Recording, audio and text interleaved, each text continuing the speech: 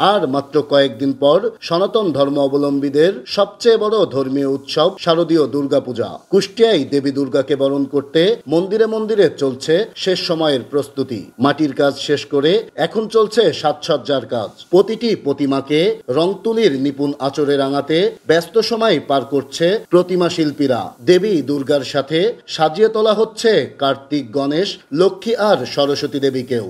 শেষ সময়ে এসে যেন দম ফেলার সময় নেই প্রতিমা শিল্পীদের। এবছর আমরা 11টা প্রতিমা বানাচ্ছি। ইতিমধ্যে আমাদের 3টা প্রতিমার কাজ শেষ হতে যাচ্ছে। আমরা মাটির কাজ শেষ করে রঙের কাজ শুরু করেছি। আমি মা লক্ষ্মীকে রং করছি এবং আলপনার কাজ করছি। আগামী 28শে সেপ্টেম্বর মহাষষ্ঠীর মধ্য দিয়ে শুরু হবে শারদীয় দুর্গাপূজার মূল আনুষ্ঠানিকতা, আর সমাপ্তি হবে 2 অক্টোবর প্রতিমা বিসর্জনের মধ্য দিয়ে।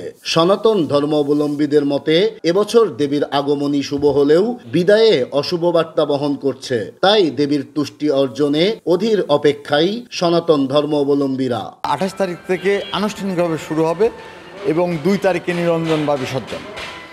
এবার আমাদের ধর্মীয় মতে দেবীর আগমন হচ্ছে গজে, অর্থাৎ হাতিতে, আর গমন হচ্ছে দোলায়। গতানুগতিক আমরা যেভাবে করে আসছি মনে করছি তার থেকে একটু বেশি আনন্দ উল্লাস করে মা দুর্গার পূজা উদযাপনটা আমরা করতে পারবো। স্থানীয় যারা গণ্যমান্য নেতা বা ব্যক্তিবর্গদ্বয় আছেন তারা আমাদের উৎসবটাকে পালন করার জন্য তারা আমাদেরকে সহায়তা করে থাকছেন। এবছর কুষ্টিয়ায় 250টি মণ্ডপে অনুষ্ঠিত হবে শারদীয় দুর্গাপূজা।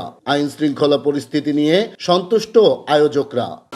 আইন শৃঙ্খলা পরিস্থিতি এখন পর্যন্ত যেরকমটা আমরা দেখছি তাতে করে সন্তোষজনক অবস্থায় আছে এবং আমরা আশা করছি যে এইবার হিন্দু ধর্মাবলম্বীরা এই শারদীয় দুর্গোৎসব অনেক সুন্দরভাবে পালন করতে পারবেন। এদিকে শারদীয় দুর্গা উৎসবকে সামনে রেখে যে কোনো অপ্রীতিকর ঘটনা এড়াতে সার্বিক ব্যবস্থা গ্রহণ করেছে পুলিশ। পূজা চলাকালীন সময়ে আমাদের স্ট্যাটিক ডিউটি থাকে প্রতিটা পূজা মণ্ডপে, কোথাও 1 জন কোথাও 2 জন, এবং প্রতি 7টা পূজা মণ্ডপকে কেন্দ্র করে একটা আমাদের মোবাইল পার্টি থাকবে।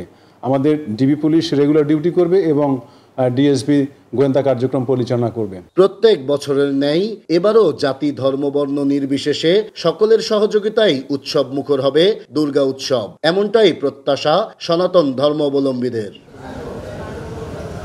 নাইদা সান্তিতাস, দেশ টিভি, কুষ্টিয়া।